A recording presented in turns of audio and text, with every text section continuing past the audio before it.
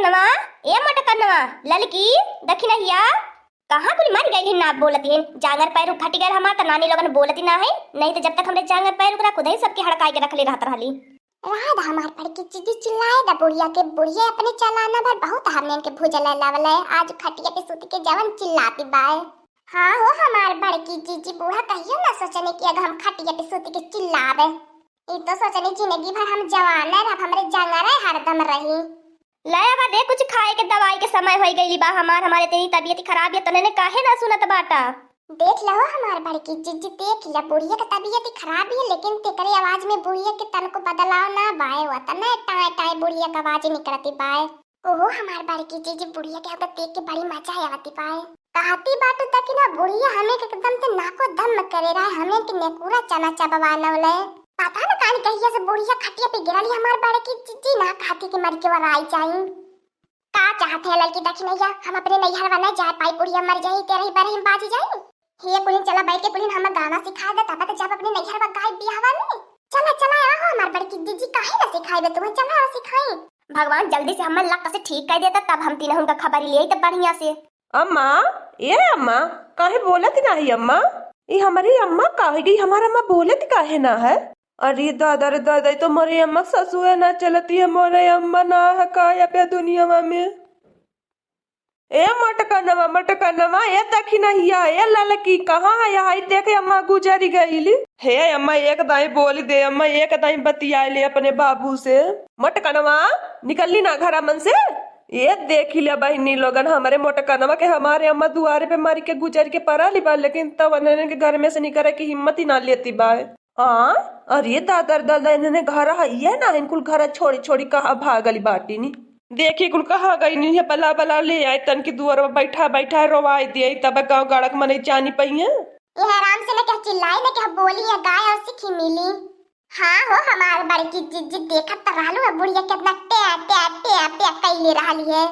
तारे बड़की अम्मा त यह बाती हम तो के खोजत रहली है। तारे बड़की अम्मा ये पूछे मारे आला नहीं, ये बड़की अम्मा मोके मामा के लिए के चल दी ने। हे अम्मा मोके सूट बूट टाई बढ़िया से जूता मोजा खरीद दी है, मैं चश्मा लगाई के वो हीरो बन के जाबो मामा के है। हाँ हाँ तो जो कलुआ जब बाजारे हम जब तो बताए तो के हम कुल चीज खरीदवाई देवे अतो के लिए आए के चलबा हमें। ना बड़की अम्मा हम यही रहबे कहां लगन के लगा बैठे बड़की अम्मा। रह अच्छा ऐसा नंबर के हल्ला गुल्ला मत करे, बीच में टोके बोले मत।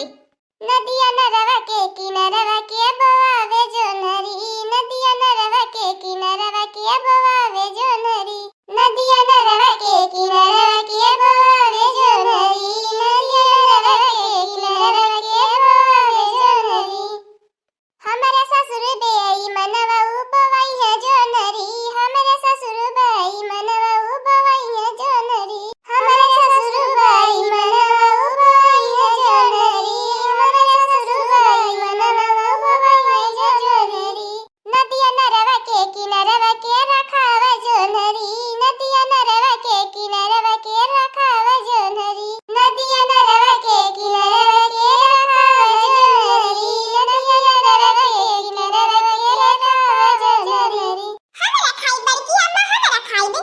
हे कलवा करो छवा सन मार के जहां बाटे ता परल रे बकना पकड़ के खा ले। अब ही राज पकड़ ले बाटी अब भुलाई जब की ना। हे हमार बड़की जीजी तू गावा गावा तू गाय लेबू हमार बड़की जीजी। तू दूसरे बात ना सुना हमार बड़की जीजी, तू अपने पे ध्यान दिया। हमारे सासु छमक छल्लो रखाई है जो नरी, हमारे सासु छमक छल्लो रखाई है जो नरी, हमारे सासु छमक छल्लो रखाई है जो नरी, हमारे सासु छमक छल्लो रखाई है जो नरी। नदिया नरवा के किनारवा के बुआवे जो नरी, नदिया नरवा के किनारवा के बुआवे जो नरी, नदिया नरवा के किनारवा के बुआवे जो नरी, नदिया नरवा के किनारवा के बुआवे जो नरी। हमरे जेठवा बाई मनवा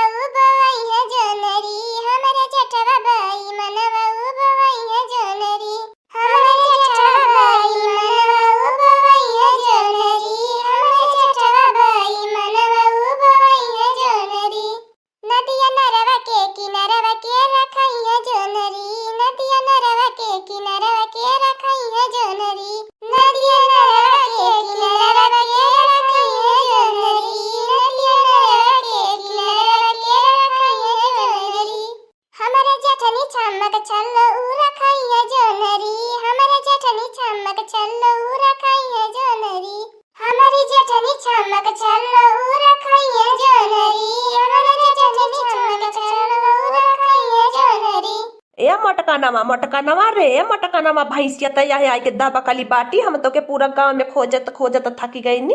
हे झिनकुआ पापा तो चुप्पे मार के खड़ा रहा, सन मार के खड़ा रहा, जहां बटावा चुप मार के खड़ा रहा, बीच में टोका बोला मती। नदिया नरवा के किनारवा के बुआ वे जो नरी, नदिया नरवा के किनारवा के बुआ वे जो नरी, नदिया नरवा के किनारवा के बुआ वे जो नरी, नदिया नरवा के किनारवा के बुआ वे जो नरी।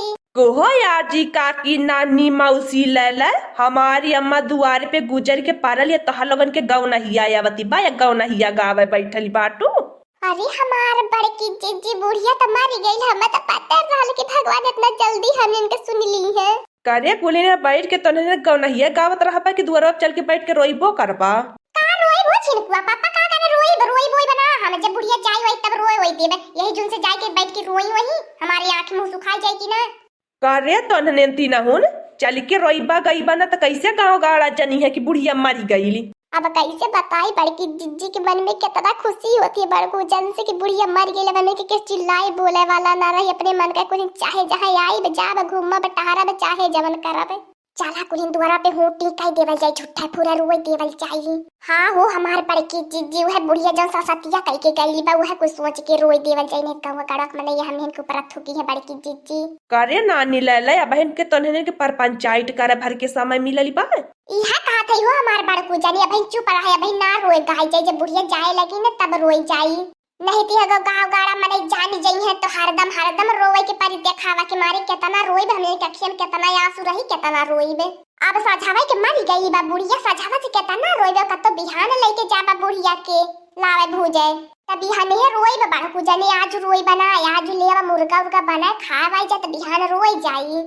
काली लाल की तक नहीं मुके नहीं हरा जाए कि ना जाए तकुनी चल जाबो नहीं हरे तेरे बारे बुढ़िया कहीं ना जाए तरह निके गुण साहु थोड़ी ना बनावले रहल के तेरे बारे कहीं जाए। हां हो हमारे बारे की चीजों का तेरे बारे करे में खर्चा ना लागी का ना कहीं जाए तेरे बारे हे कुनी चला द्वारा तन की रोई दी हल जाने तो गांव गाड़क मने हंसी है, गांव गाड़क मने ताना मेहना मरी है का हो हमारे बारे की जिज्जी दुखियो होई के पारी। अरे हमार बूढ़ा हो तू है इतना जल्दी का रहल अपने पतरियन के छोड़ के भाग गई के बूढ़ा। बहिनी लोगन आइटिंग मस्त करत बाटी ने काहे बहिनी लोगन रोई गाय हमरे रोइया ना त बाजन बूढ़ा चर उपवा सभा करवाई की गईली बाटी वही के नाते का करी बहिनी गांव गाड़ा समाज लोगन के देखावा खातिर कुछ ना कुछ कर ही के पारी। अरे हमारे बूढ़ा हो तू अपने बैंकवा में कितना बैंक बैलेंस धइले रहलू हो बूढ़ा, केहू के ना बताई कि गइलू ये बूढ़ा कुल पैसा का होई अब वो बूढ़ा। हे बाड़ू जानी अब बूढ़ा के दहिया गारा मिलाकत बा अब बूढ़ा खुनवा दौरा मारत होई बाड़ू जानी, जाता हो बाड़ू जानी कौनो मने के बला लता जन हो अंगूठवा से आधार कार्ड से पैसा ना निकाले ना वही मनैया के बाड़ू जानी। अब बूढ़ा का अंगूठवा लागी बाड़ू जानी कुल पैसा निकाल लेवल जाई बूढ़ा के खाता में, कौन फायदा बा बूढ़ा खाता में पैसा धरे। आज बहुत दुखा होता बा बूढ़ा अपने तीनों पतोहियन के बगैर सासू का कह के चली गईलू ये बूढ़ा। अरे हमार छिनकुआ का पापा बूढ़ा के बिटिया के उनको नात रिश्तेदार के न फोन कह दिया। अरे बड़की अम्मा कहां चली गई बूढ़ा माई अब कहियो ना आई है। बाहिनी लोगन या तनी मुश्किल से तो बुढ़िया से पीछा छूटल पाए करा उछवा फिर आवे के बात करत बा भगवान सिंह मान मिन्नत करत हे भगवान ऐसन सासु 7 जन्म में मती हमें तिहा कैला छिनकुआ का पापा बूढ़ा बिटिया के है। हाँ रे मटकी कुल जगह फोन कह दी है का करी आज हमार माई हमारा गनवा दुआरवा सोन कह के चली गईली। असहिया बाहर दम झगड़ा सा लिया वे खत से आवे झगड़ा वे लड़ाई करती रहे, अब तो हमारे घर दुआरवा सुनसान त रहा है करी झगड़ा लड़ाई ना होई। देखत है बड़ू जने बूढ़ा जैसे लगती ना है मरी गईली बाटी ने ऐसा मुस्कियाती बाटी देखा कैसे मुस्कियाती बाटी ने इतने जल्दी काहे तू मरी गईलू या बूढ़ा हमने को उमरिया लेके तो जियल हो तो बूढ़ा या बहिन। हे लड़की ता या अपन उमरिया तई दिहा काहे अपन उमरिया तई के बूढ़ा के जियाई तो हो जवन है हमार पड़े की जिज्जी वैसा रोवत बाटी हमरे रोवे घावे ना आवे त कुछ कहत का करी। अरे हमार बड़की जिज्जी हमरे चक्कर आवे लगल घुमटा आवे लगल ए छिनकु पापा जाकुल गांव गाड़क मनन के पटोर के बूढ़ा के ले चले के व्यवस्था इंतजाम करा ना बाड़ू जन हमरे बूढ़ा के लेके कहीं ना जाए के बा। बहिनी लोगन वैसे हम कहत बाटी के बूढ़ा के कहीं ना लेके जाए के बा का करी बड़कुस चैन के समनवा जतावत बाटी के बूढ़ा से कितना प्यार करत रहनी हम नहीं तो बुढ़िया के हम तो चाहे यही लगे परवाहवा कह के छुट्टी करी दे। तो ने तीना उन अपने मन पे धीरज धरा इतना कम जोड़ दिले नहीं बनामा।